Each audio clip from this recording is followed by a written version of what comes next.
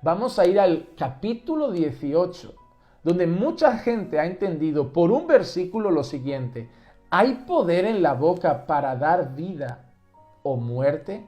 ¿Hay poder en la boca para dar vida o muerte? Y todo sale de Proverbios 18:21. Miren qué dice: muerte y vida están en el poder de la lengua, y los que la aman comerán su fruto. Muerte y vida están en el poder de la lengua, y los que la aman comerán su fruto. Voy a darle dos reglas de interpretación sencillas para que pueda no sacar textos de contexto y enseñar cosas que no son. Si a usted le han enseñado que su boca tiene poder para dar muerte y poder para dar vida, le han engañado. Le han engañado. En primer lugar, quiero decirle que la única lengua, la única palabra que tiene poder para dar vida y muerte es la palabra de Dios. La única palabra que crea vida es la palabra de Dios. La única palabra que puede crear muerte, dar muerte, es la palabra de Dios. La única palabra realmente que tiene poder para crear y para hacer cosas suceder y pasar es la palabra del Señor. No hay un poder mágico en nuestras palabras. El Señor no nos ha puesto una varita mágica en nuestras palabras, en nuestra lengua, y cada vez que decimos algo pasa. No es así. Es como esas personas que en el mundo pasa mucho, ¿no? Que alguien le hace algo malo y uno expresa con odio, ¿no? Ojalá le atropelle un coche. Ojalá se muera. Y hay muchas personas que vienen y dicen: no digas eso, que esas cosas pueden pasar. Pero no pasan porque yo lo haya dicho. Si yo llego a decir ojalá lo atropelle un coche y lo atropella un coche, yo no voy a pensar que mis palabras desviaron el volante de un hombre, cambiaron su ruta, hicieron que pasara por encima de la persona sobre la cual yo deseé eso. Porque el único que tiene poder para esas cosas es el Señor. Nosotros no tenemos poder para eso. Ese texto no está diciendo que nosotros los seres humanos tenemos poder para dar vida o poder para dar muerte.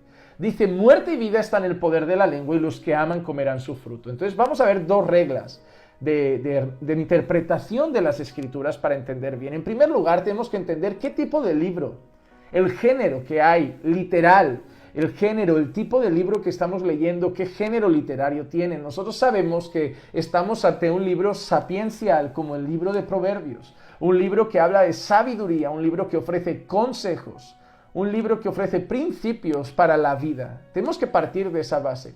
Y en segundo lugar, tenemos que, después de entender el género y saber qué tipo de libro estamos leyendo, para entender su lenguaje, sus expresiones, su forma de hablar, si es literal o es metafórica, para entender todas esas cosas, tenemos que ver el tipo de libro, el tipo de género literario que tenemos enfrente. Pero por otro lado, tenemos que entender otra regla básica. Un texto fuera de su contexto solo crea un pretexto. Un texto fuera de su contexto solo crea un pretexto. Y este texto, Proverbios 18, versículo 21, se ha sacado de su contexto, que es todo Proverbios 18, para crear un pretexto, y es decirle a la gente que tienen poder en sus palabras. Así que vamos a entender en primer lugar que estamos ante un libro sapiencial, un libro que usa un lenguaje metafórico en muchas ocasiones, no siempre literal, y un libro que ofrece principios y consejos para la vida del creyente, por ejemplo. Y en segundo lugar, vamos a ver el contexto de Proverbios 18 para entender a qué se refiere el versículo 21. Vamos a leer versículos de Proverbios 18 que hablan también de la boca, de las palabras, para entender a qué se puede referir. Proverbios 18, 6. Vamos a leer varios versículos. El versículo 6. Los labios del necio provocan contienda y su boca llama a los golpes. Proverbios 18, 6 dice que la boca del necio, las palabras que el necio pronuncia, que provocan bronca, contienda, golpes, llevan a pelea. Así que las palabras del necio provocan contienda y provocan peleas, provocan golpes. Versículo 7. La boca del necio es su ruina y sus labios una trampa para su alma. ¿Por qué dice la boca del necio es su ruina? Porque lo lleva por mal camino. Va a traer enemistades, va a traer problemas, va a traer discusiones, va a traer peleas, va a traer malas decisiones. La boca del necio es su ruina. Ahora el 8, versículo 8 del mismo capítulo. Las palabras del chismoso son como bocados deliciosos y penetran hasta el fondo de las entrañas. Mira lo que dice, las palabras del chismoso son como bocados deliciosos y penetran hasta el fondo de las entrañas. La boca del necio es su ruina. Las palabras del chismoso son bocados deliciosos y penetran hasta el fondo de las entrañas. Eso es un lenguaje que literal es un bocado delicioso, obviamente no, está usando un lenguaje muy poético. Entonces vamos a partir de eso, es un lenguaje muy poético. Está enseñando que las palabras del chismoso penetran hasta el fondo de las entrañas. ¿Qué significa? Que hieren, que llegan hasta el corazón, que lastiman hasta lo más profundo del corazón. Versículo 12. Antes de la destrucción, el corazón del hombre es altivo, pero a la gloria le precede la humildad. Hemos dicho que la boca tiene mucho que ver con el corazón, porque la boca habla de lo que el corazón está lleno. La boca del necio le lleva a su ruina, la boca del necio provoca contienda, la boca del necio provoca peleas. La boca del necio es una trampa para su alma, la boca del necio, del chismoso, hace daño en el corazón de las personas y trae la destrucción, y todo viene de un hombre que es altivo de corazón. Versículo 13, el que responde antes de escuchar cosecha necedad y vergüenza. Ese que habla precipitadamente, otra vez el necio que habla precipitadamente, que ni siquiera escucha a los otros y ya da una respuesta, pasará vergüenza. Porque muchas veces le dirán, no tiene nada que ver lo que dices con lo que estamos hablando, porque no nos dejas acabar, no nos dejas concluir, no nos dejas explicar, solo quieres hablar tú. Versículo 19, el hermano ofendido.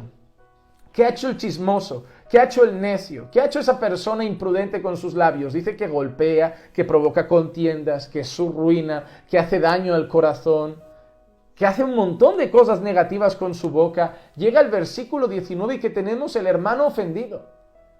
¿Qué pasa cuando alguien está delante de un necio? De alguien que hace cosas malas y dice cosas malas con su boca. Acaba ofendido. Acaba lastimado. Y mira que dice, el hermano ofendido es más difícil de ganar que una ciudad fortificada. Y las contiendas son como cerrojos de fortaleza.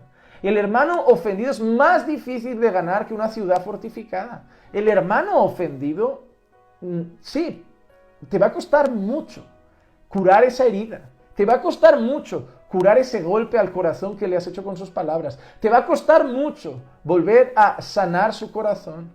Él va a perdonar, claro que sí, tiene el Señor, pero lo has herido, lo has ofendido y dice que es más difícil de ganar que una ciudad fortificada.